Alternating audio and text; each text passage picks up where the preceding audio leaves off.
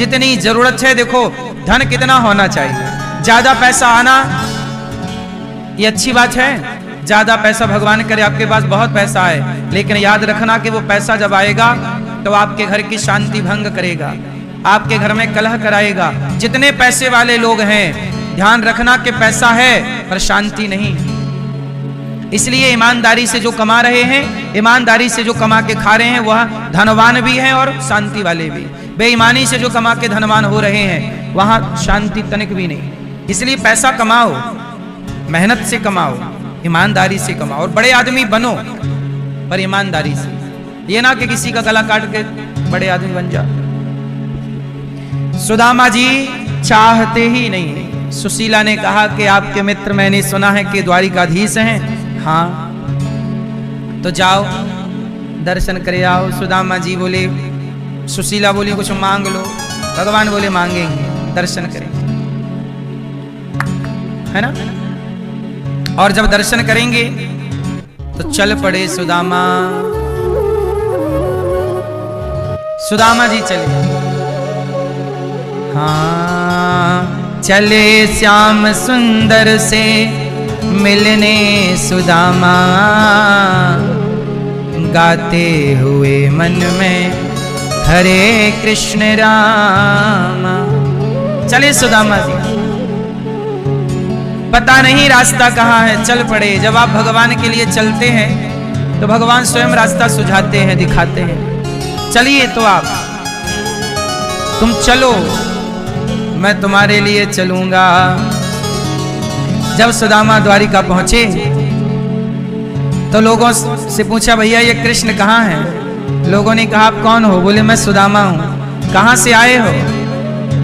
मैं द्वारिका आया हूं। कहाँ से? पोरबंदर से आया हूं। सुदामा जी पोरबंदर के रहने वाले थे।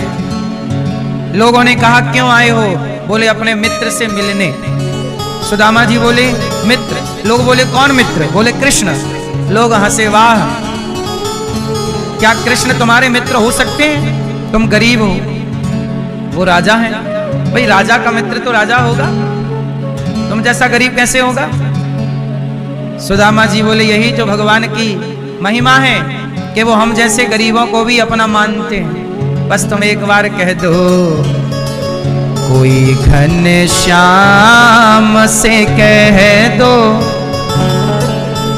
तुम्हारा यार आया है, तुम्हारा यार आया है। कोई घनश्याम से कह दो तुम्हारा यार आया है, तुम्हारा यार आया है। जाओ कह दो कि मित्र आया है। द्वारपाल घबराया, कैसे कहूं आप तो गरीब हो। तब सुदामा जी ने कहा, सुदामा नाम है मेरा, मेरा नाम सुदामा है। सुदामा नाम है मेरा, सखा घनश्याम है मेरा। सुदामा नाम है मेरा, सखा घनश्याम है मेरा।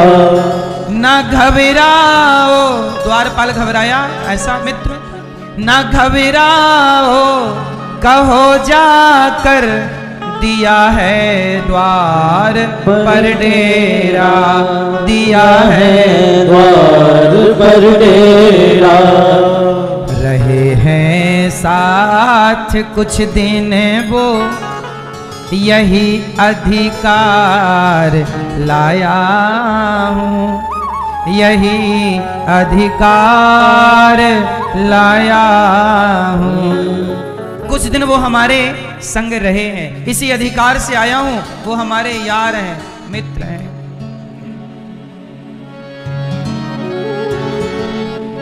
जाओ कह दो कि मित्र आया है। देखो मेरी हालत, जरा मेरी हालत बताना, क्या कहोगे तुम? सुनो, हुई दुर्बल मेरी हालत, पड़े हैं पाँव में छाले, पड़े हैं पाँव में छाले। निहारो कौन आया है, अरे ओ द्वारिका वाले, अरे ओ द्वारिका वाले, ओ द्वारिका वाले, निहारो कौन आया है, अरे ओ द्वारिका वाले।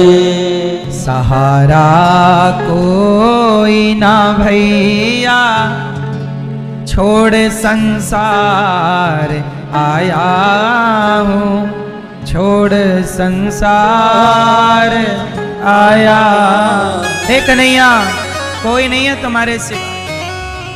हे गोविंद, द्वारपाल गया, भगवान से कहा, हे प्रभु आपकी जय हो, द्वारिकाधीश आपकी जय हो। भगवान बोले, हाँ द्वारपाल, क्या समाचार है? द्वारपाल ने कहा, प्रभु द्वार पे कोई एक गरीब आदमी आया है, हालत बड़ी खस्ता है, फटी सी धोती है, नंगे पांव हैं, विमाई फटी हुई है, पांव में कांटे कंकड़ हैं, खून नजर आ रहा है और शरीर बड़ा दुर्बल है, हड्डी हड्डी दिख रही है, कपड़े भी फटे हैं और वो अपने आप को आपका मित्र बता रहा है। आश्चर्य की बात यह है कि उसे तनिक भी शर्म नहीं आ रही है, आपको अपना मित्र कह रहा है। बताओ प्रभु, आप राजा हैं और वो फटे कपड़े वाला आपका मित्र हो सकता है? भगवान बोले, क्या नाम है? द्वारपाल ने कहा, प्रभु उन्होंने अपना नाम कोई सुदामा बताया था। सुदामा? अच्छा, सुदामा आया है। ओहो, द्वारिकाधीश खड़े हो गए सिंहासन से, सीढ़ियों से उतरने लगे, दौड़ पड़े, सुदामा आया है। द्वारपाल तुम सही कह रहे हो, सुदामा आया है। हाँ हाँ सुदामा। अब दौड़ गए। भगवान की पत्नियों को आश्चर्य न रहा कि ऐसा गरीब आदमी सुदामा कौन है, ये क्यों दौड़ रहे हैं प्रभु? सारे मंत्री संतरी, भगवान की पत्नियां मां रुक्मिणी दौड़ रही हैं, आगे आगे सुदामा। भगवान सुदामा सुदामा दौड़ रहे हैं।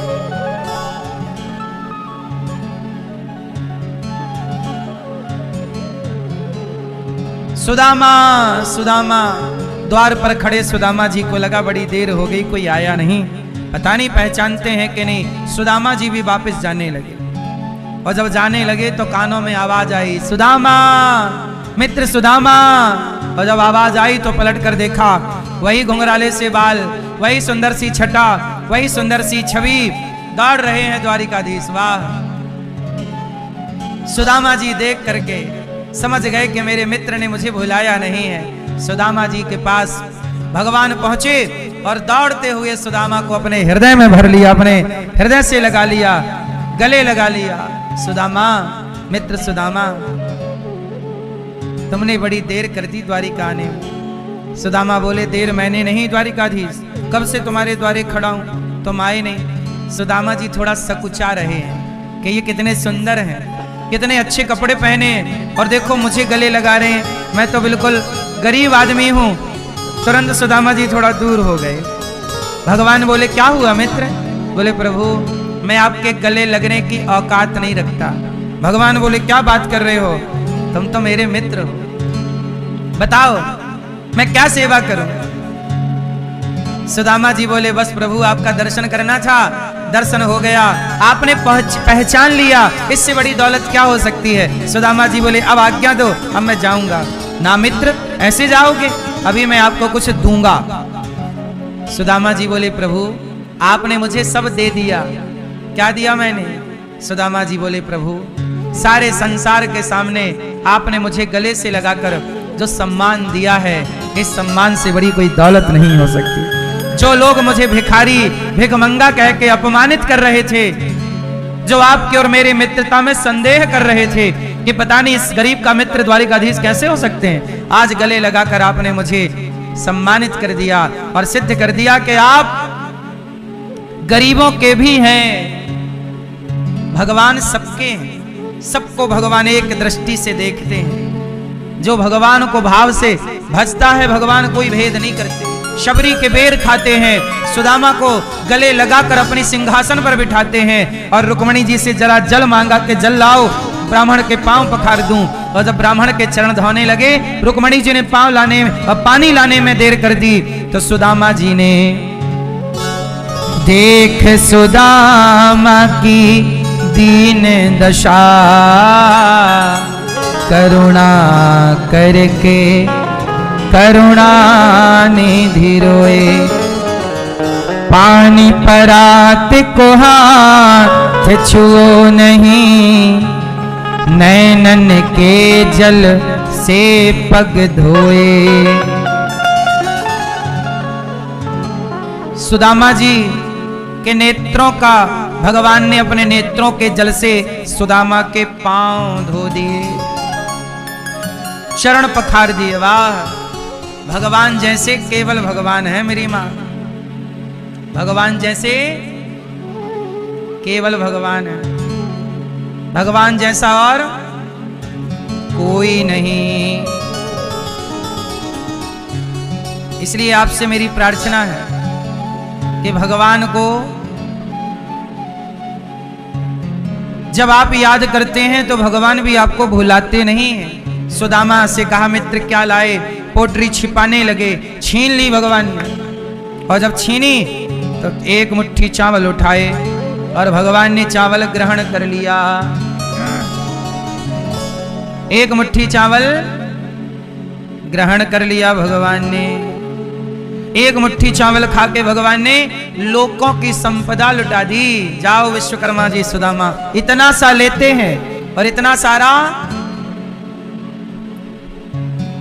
भगवान की देनगी ज्यादा है, लेनगी लेते कम है और देते।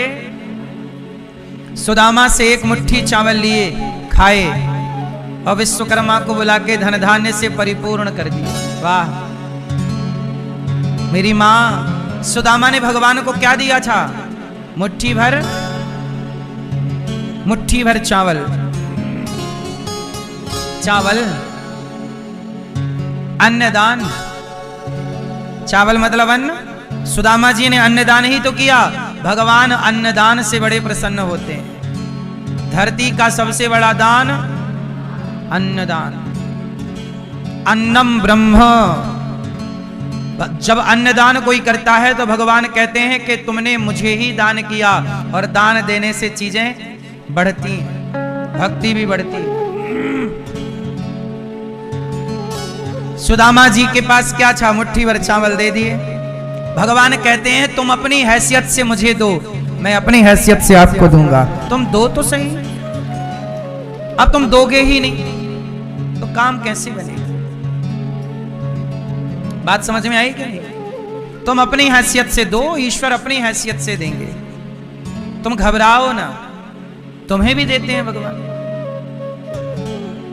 सुदामा जी रहे, बचपन को याद किया, बचपन की बातें की, कैसे गैया चराने जाते, कैसे गुरुजी के यहाँ लकड़ी काटते, कैसे कार्य करते, और सुदामा जी के बचपन को याद किया। अब सुदामा जी आज्ञा मांग रहे हैं, प्रभु आज्ञा दो। चले। वो सुदामा जी जब चले तो साथ में कुछ नहीं दिया भगवान ने, पहले ही दे दिया। और जब सुदामा जी को मिला, सुदामा जी जब द्वार पे पहुंचे ना, तो उनकी पत्नी माता सुशीला ने आरती की थाल ली, और सुदामा जी बोले सुशीला ये धन वैभव कहां से आया? कहा प्रभु ने दिया है। सुदामा जी बोले प्रभु इतना धन दिया, अब मुझे डर लगने लगा है कि इस गरीबी में तो मैं आपका स्मरण करता रहा, कहीं इस अमीरी में मैं आपको भूलना, इसलिए प्रभु मुझे इस महलों से बचाओ, मैं कुटिया में अच्छा हूं। तब भगवान कृष्ण प्रकट हो गए और सुदामा जी के पास प्रकट होके बोले कि सुदामा जी मैंने आपको धन इसलिए दिया कि मैं चाहता हूं कि मेरा भक्त संसार का हर सुख भोगे, लेकिन आप तो बूढ़े हो गए हैं, मैं आपको जवानी भी दे रहा हूं। सुदामा को जवानी दे दी, 18-19 साल का छोरा बना दिया, और सुशीला माँ को भी छोरी बना दी जरा सी, 16 साल की। क्योंकि बुढ़ापे में धन मिला तो भोगोगे क्या? बुढ़ापे में क्या सुख है? कुछ नहीं। सुख के लिए तो जवानी चाहिए। जवानी में ना सुख होता है, तो लो जवानी भी लो, जवानी भी दी और धन भी दिया, और सुदामा को इस बात का विश्वास दिलाया कि कभी तुम्हें इस बात का घमंड याद रखना, जिसे सब कुछ पान लेने के बाद भी अभिमान नहीं आ रहा है, समझ लो उस पर भगवान की विशेष कृपा है। कितना होने पर भी अभिमान, वरना आदमी को तनिक सा आ जाए तो वो उड़ने लग जाता है। धन पाकर अभिमान ना करना, सरल होना, सहज होना, ये भगवान की कृपा के बिना संभव नहीं है। इसलिए आप सदा भगवान की कृपा का अनुभव कीजिए और ये मान लीजिए कि आप नहीं हैं, आपके पीछे भगवान की शक्ति काम कर रही है। अर्जुन नहीं लड़ रहे थे, अर्जुन के पीछे भगवान की शक्ति लड़ रही थी। अर्जुन को लग रहा था मैं लड़ रहा हूं।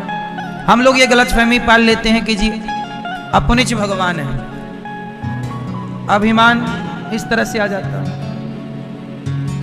तो सुदामा जी को कभी तो आपको अभिमान है तो समझ लो कि ईश्वर की कृपा नहीं है, और सब कुछ है आपके पास, धन दौलत पर अभिमान नहीं, समझ लो कि आप पर भगवान की विशेष कृपा है। यही कृपा है, समझ में आई? सुदामा जी को भगवान ने सब कुछ दिया। अब भगवान कुरुक्षेत्र गए और कुरुक्षेत्र में भगवान अपनी गोपियों से मिले। वापसी में वृंदावन आए तो वृंदावन में भगवान श्री राधा रानी से 100 वर्षों के बाद भगवान कृष्ण का मिलन हुआ।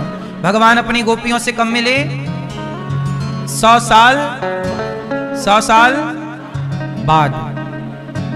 आज भी वो 100 साल तक इंतजार करती ही रही गोपियां। इतना लंबा इंतजार आज तक किसी ने नहीं किया। इसलिए गोपियों का प्रेम अमर है। जब तक ये धरती रहेगी गोपियों का प्रेम याद किया जाएगा। भगवान गोपियों से अर्थात श्री राधा रानी से मिले। राधा रानी ने कहा आओ द्वारिकाधीश। भगवान को ऐसा लगा कि किसी ने छाती पे एक मुक्का मार दिया। क्यों? जो आपको प्यार करने वाली सखियां हैं, जो आपको प्यार से कभी कन्हैया बुलाया करती थी, अब वो क्या बुला रही हैं? आओ द्वारिकाधीश। जैसे मां अपने बेटे को बुलाने लग जाए, आओ महाराज। तो भगवान को लगा राधा रानी नाराज है। यदि आपको कोई अलग तरीके से टोन से बुला रहा, समझ लो कि वो आपसे, भगवान समझ गए कि राधा जी हमसे, भगवान बोले श्री जी हमसे नाराज क्यों है? तब भगवान कृष्ण से राधा रानी ने कहा कि प्रभु आप भले द्वारिका के राजा बन गए, भले द्वारिकाधीश बन जाइए, लेकिन याद रखना कि ये संसार आपको द्वारिकाधीश के नाम से नहीं, वही प्रेमी कन्हैया कनवा माखन चोर के नाम से जानेगी। जो समय आपने हमें दिया उस समय को लोग याद करेंगे। इसलिए आज भी पहचान कन्हैया की द्वारिकाधीश के नाम से पहचान कम है। आज ही वही चित्त चोर माखन चोर, वही नटखट कन्हैया, द्वारिका के राजा के रूप में नहीं, वो नटखट कन्हैया की पहचान ज्यादा है। क्योंकि आप जब वृंदावन में रहे तो आपने बांसुरी बजाई, प्रेम निभाया है, और जब आप द्वारिका चले गए तो आपने सुदर्शन उठा लिया। जब तक प्रेम के बीच में रहे आपको सुदर्शन उठाने की जरूरत नहीं पड़ी। क्या उठाने की जरूरत नहीं पड़ी? सुदर्शन। और आप जब द्वारिका चले गए तो आपको सुदर्शन की जरूरत पड़ी। ये जो कृष्ण है, ये मेरी मां गोपियां कृष्ण से ये कहना चाहती हैं कि ये दुनिया आपको उसी रूप में देखना चाहता है, बांसुरी लेकर के। इसलिए जब भगवान के मंदिर बनाए गए तो कृष्ण के हाथ में सुदर्शन नहीं दिया गया, बांसुरी दी गई। क्योंकि बांसुरी वाला कन्हैया, वो जो प्रेम की बरसात करने वाला कन्हैया, जो गोपियों के संग रहने वाला, जो ग्वालों के संग खेलने वाला, हमें वो भगवान चाहिए जो हमारे संग खेलता हो, जो हमारे घर में घुस के मक्खन चुराता हो, जो हमारे लिए पर्वत उठाता हो, वो कन्हैया चाहिए। ये गोपियों का प्रेम है। और गोपियों के प्रेम के आगे भगवान कृष्ण नतमस्तक हो गए, चरणों में गिर पड़े राधा रानी के। ये वो वृंदावन है कि जहां श्याम सुंदर भी श्री राधा रानी की चरण सेवा करते हैं। यहाँ की अधिष्ठात्री श्री राधा रानी है। यहाँ की महारानी कौन? राधा रानी। एक बार कोई किसी राज्य की रानी यहां आई वृंदावन में पालकी पर बैठ के, तो लोगों ने कहा कि अरे रानी आ रही है, हट जाओ। तो वृंदावन की एक झाड़ू लगाने वाली बोली, ये कौन सी रानी आ गई? यहां तो गिनी चुनी रानियां हैं। बोले यहां 4 रानियां रहती हैं, ये 5वीं कहां से आई? भगाओ इसको, पालकी से उतारो और यहां से रानी वानी बन के नहीं, सीधी भक्त बन के चले। यहां रानी का प्रवेश नहीं है। तो बोली यहां 4 रानियां रहती हैं, 5वीं कोई रानी नहीं आती यहां। कौन कौन रानियां हैं? तो झाड़ू लगाने वाली बोली, ए रानी सुन, तू होगी कहीं की रानी, पर यहां 4 रानियां हैं। पहली रानी राधा रानी, पहली रानी या ब्रजमंडल की रानी राधा रानी, दूसरी रानी यमुना महारानी, और तीसरी रानी रज रानी, और चौथी मैं रानी महत रानी। तू कहां से आ गई 5वीं? चल भाग यहां से। ए वृंदावन में 4 रानियां, राधा रानी, यमुना महारानी, रज रानी। रज मतलब धूल, यहाँ की धूल को भी रानी कहा जाता। रज रानी है, धूल को माथे लगाते हैं। और मैं चौथी महत रानी। तू भाग जा यहां से, ये उतर। और महत रानी ने, वो बहन ने, झाड़ू वाली ने दिया झाड़ू उसके मुंह पे। ले रानी चल यहाँ, ये रज में लौट, पहले प्रणाम कर। ये पालकी आलकी से उतर, यहाँ प्रणाम कर माटी को, और पैदल चल नंगे पांव जाओ, दर्शन करो यमुना महारानी का, राधा रानी का, और यमुना महारानी का, रज रानी का जाओ। तो यहाँ तो देखो कोई रानी राजा बन के नहीं आता। यहाँ के राजा कृष्ण है। यहाँ के राजा दाऊ दयाल राजा। बलराम जी यहाँ से जब भगवान गए तो दाऊ जी को ब्रज का राजा बना दिया, बलराम जी। यहाँ की रानी अधिष्ठात्री देवी श्री राधा रानी। यहाँ किसी की सरकार नहीं है, यहाँ सदा श्री राधा रानी की, उनकी सरकार रहती है। इलेक्शन हो गया, वोट दिख पड़ गया रे, ओ बनी राधा रानी की सरकार के झंडा गड़ गया रे। वृंदावन से चुनाव लड़ने भगवान कृष्ण, ब्रजमंडल से तो कन्हैया को एक वोट ना मिलेगी। यहाँ सब वोट राधा रानी के, हार जाएंगे कन्हैया। बिहारी जी के मंदिर में भी लोग खड़े होके दर्शन कर रहे हैं, बिहारी जी को चिल्ला रहे हैं, राधे राधे राधे राधे। तो यहाँ तो राधा रानी के बिना कन्हैया का भी गुजारा। इसलिए यहाँ के रसिक भक्त गाते हैं, जो राधा नाम न हो तो रस राज विचारो रो, तो जो राधा नाम न हो तो रस राज विचारो रो, तो ना हो तो कृष्ण अवतार जपे जा राधे राधे। वृंदावन धाम अपार रटे जा राधे राधे। राधा रानी ना होती तो कन्हैया, यहाँ बड़ी महिमा है। इसलिए इस धाम में आओ तो घमंड लेकर नहीं, सरल बनकर सहज बन के इस रज में लौट जाओ। ये रज जब शरीर पर लिपटती है तो शरीर के जितने पाप हैं इस रजरानी से समाप्त हो जाते हैं, व्यक्ति निर्मल हो जाता है। कहते हैं मुक्ति पड़े, एक बार मुक्ति बोली कि प्रभु मेरी मुक्ति कहे गोपाल सो, प्रभु मेरी मुक्ति बताओ। मैं सबको मुक्त करती हूँ। मुक्ति बोली कि मैं मुक्त कैसे होऊंगी? तब भगवान बोले, पड़ी रहो या गैल में, साधु संत चली जाए, उड़ उड़ रज मस्तक लगे, तो मुक्ति मुक्त है जाए। मुक्ति को भी मुक्ति या वृंदावन में मिलती है, भक्ति को भी भक्ति वृंदावन में मिलती है।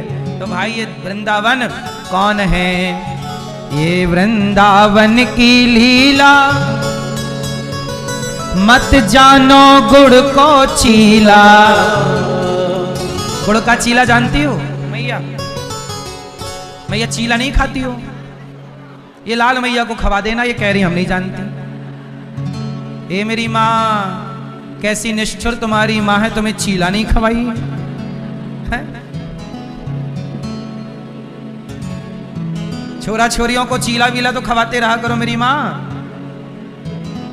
खाई हो चीला? क्या बोलते हैं राजस्थान में? क्या? चीला। बस आपको पता होना चाहिए। यहां बोलते या वृंदावन की लीला, मत जानो गुड़ को चीला, या मैं ऋषि मुनि गए हार। मतलब वृंदावन की महिमा को बड़े बड़े ऋषि मुनि भी समझ ना पाए। यहां ये लीला कन्हैया की, यहां धाम को समझना सबके बस का।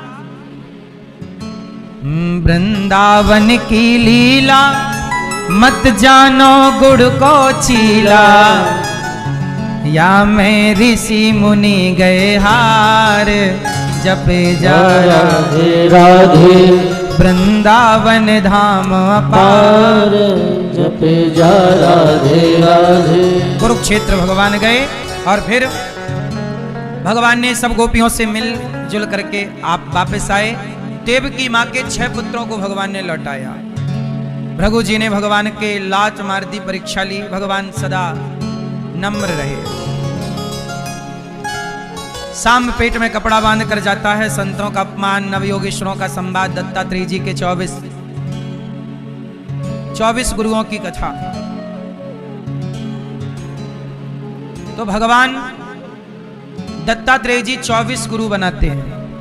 सांब का पेट में कपड़ा बांध कर जाना। भगवान के पुत्र का नाम है सांब। क्या नाम है? उन्होंने पेट में कपड़ा बांधा और संतों का अपमान करने के भाव से चले और संतों का तिरस्कार किया। तब संतों ने शाप दिया कि तुम्हारे वंश का नाश करने वाला, पेट में जो तुम साड़ी वाड़ी पहन के आए हो, कि बेटा है कि बेटी, तुम्हारे वंश का नाश करने वाला मूसल होगा। कपड़ा हटाकर देखा, मूसल निकला और भगवान की अब लीला लगभग पूरी होने को आई। ठीक है, बस मेरी माँ, आप लोग भी अपने जीवन में भगवान की लीला को अपने हृदय में धारण कीजिए। भगवान के चरित्र को अपने मन मंदिर में धारण कीजिए। भगवान के सिवा हमारा कोई नहीं, ये याद रखिएगा। और भगवान दत्तात्रेय जी ने जब 24 गुरु बनाए तो पृथ्वी, वायु, अग्नि, आकाश को गुरु बनाया। सबसे सीख ली। हमें सदा सीखना चाहिए। किससे सीखना चाहिए? किसी से भी। समाज की सेवा करना चाहिए, समाज में अच्छे काम करने चाहिए।